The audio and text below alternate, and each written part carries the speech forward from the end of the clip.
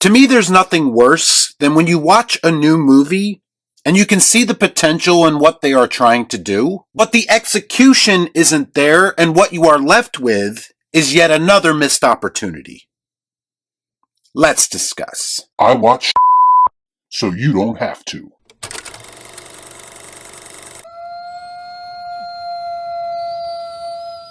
Before I get started, I'd like to kindly ask that you hit the like button, and please subscribe to the channel for more content just like this. What are you waiting for, huh?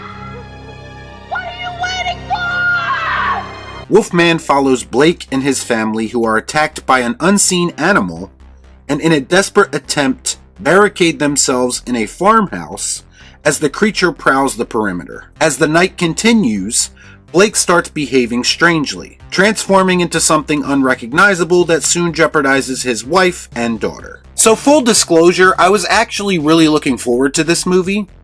For one, I thought it had a pretty kick-ass trailer. Plus, I really enjoyed Lee Winnell's modern reimagining of The Invisible Man that came out just a few years ago. To me, the idea of modernizing these classic Universal monster stories comes with a lot of setbacks. But I thought Lee very successfully managed to maintain the gothic spirit of the original film, while simultaneously putting a fresh spin and his own stamp on The Invisible Man. So naturally, I was hoping for more of the same when it came to the Wolfman. So you're telling me there's a chance? Well, it turns out that the kick-ass trailer that I referred to just a moment ago ended up being a bit too revealing. Because by the time I got to see the actual film, I quickly realized that I had already seen most of it in its promotion. Yes, they are very much trying to put a fresh spin on the Wolfman story.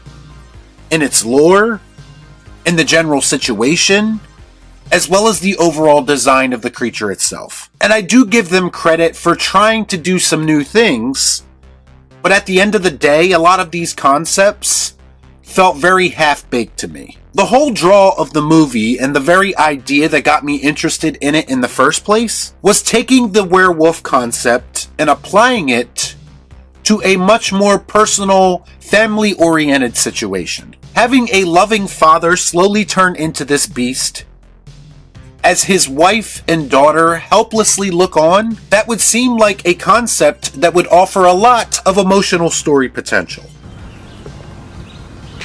That makes sense. And this film very much wants you to feel something, but the problem is, what we are seeing on screen shows us that they didn't put the legwork in to get you there. You see, it lacks that emotional punch that you would think would have been a slam dunk for a story like this. And to me, they just did the bare minimum when it came to establishing the relationships contained within this family. And a little bit more development might have gone a long way to make me actually give a shit about what's going on. What we have instead are three shallow characters masquerading as something more meaningful. The lead of the film, Blake, who is the father in this story, who comes down with this werewolf disease after the initial attack. Prior to his changing, he has some of the most awkward and poorly delivered dialogue that I can remember from a character that is supposed to be the one who incites the biggest emotional reaction. Julie Garner of Ozark fame does fine, I guess, but if we're being honest, based on her past work,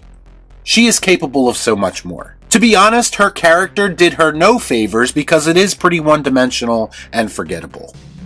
I don't know shit about As far as the lore goes, listen, I would say that the first 10 minutes of this movie is easily the best part of it. During this time, you get an explanation that pretty much makes up the reinvention of werewolf lore that they are trying to go for here. And at that moment, I kind of liked the direction that it was going in. It was pretty much set up as this urban legend story, where this person mysteriously disappears into the woods after contracting this disease that is rooted in Native American lore. Before we actually see the beast, he's kind of lurking in the shadows, and we have unsuspecting hunters only getting glimpses of him through their scopes. And that part was the most interesting to me because it had the fear of the unknown working to its advantage. But once they actually start to show the monster and you get a better idea of what it's all about and what it looks like, things get considerably less interesting and scary. What the hell am I looking at? When does this happen in the movie? Which brings me to the overall design of the creature, because I'm sure this is going to be a point of contention for a lot of people. Because it's much less your typical werewolf design, and it's more along the lines of a human that just has some wolf-like qualities. I actually didn't have a huge problem with the look that they ended up going with. I actually think it was a nice callback to the OG Wolfman played by Lon Chaney Jr. And it did offer some body horror moments, including a transformation scene, which wasn't really a transformation scene if we are being honest. But they did go for a more grounded and realistic approach to the design, which I think is fine, but I think it would have suited the film much better if they left some more things up to the imagination. We were on the verge of greatness. We were this close. As far as the more horror elements go, I actually dug the atmosphere of the film and what little intense moments there were, and a lot of that had to do with the isolated yet beautiful location that most of the movie takes place in. The rest of the horror stuff pretty much amounted to some jump scares, some that were effective and some that weren't, and if I'm being honest, for a werewolf movie there was not nearly enough blood. Plus, the whole movie pretty much hinges on the audience being able to accept the idea that Blake is still in this creature somewhere. His family believes it because they keep inviting him back into the house, even though he is clearly turning into one of these things that has been stalking them for the entire movie. But as an audience member, I just couldn't buy into it. And this kind of puts a damper on the finale of the film as well, because the message they are trying to deliver just didn't resonate with me. This is a film that is presented as a tragedy. The director even said recently it was inspired by The Fly, and how it's about the tragedy of the human body falling apart. Now you can tell us that that's what your movie's about all you want in the promotion, but unless you make us actually feel that in the movie, through the characters, then it's all for nothing. Don't waste my motherfucking time!